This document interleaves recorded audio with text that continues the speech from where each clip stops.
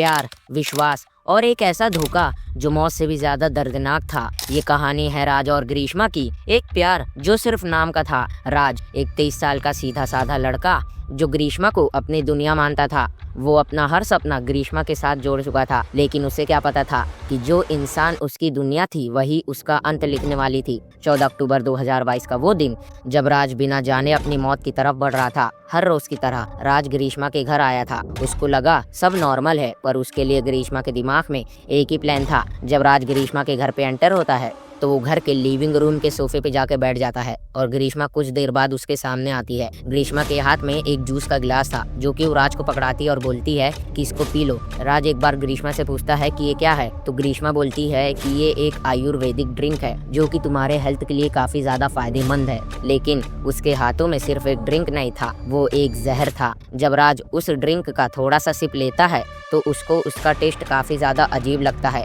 जैसे कुछ उसमें गलत मिलाया हो। लेकिन जब अपनों पे भरोसा हो तो शक का कोई मतलब नहीं बनता। ये भरोसा ही राज की सबसे बड़ी गलती बनने वाली थी। जब राज उस ड्रिंक को पूरा खत्म कर देता है तो उसके बाद उसको अचानक से उल्टी होने लग जाती है, यहाँ तक कि उसको काफी ज्यादा जोर से चक्कर भी आ रहा था और राज को हॉस्पिटल ले जाया गया। पर जहर अपना काम कर चुका था। धीरे धीरे उसके शरीर ने जवाब देना शुरू कर दिया था। राज के दिमाग में ग्रीष्मा का एक एक पल याद आ रहा था कि कैसे ग्रीष्मा ने राज को एक ड्रिंक पकड़ाई जिसमें जहर मिला था। उसने अपनी टूटी सांसों के बीच कह दिया, ग्रीष्मा ने मुझे मारा। लेकिन सवाल ये है, ग्रीष्मा ने राज को आखिर क्यों मारा?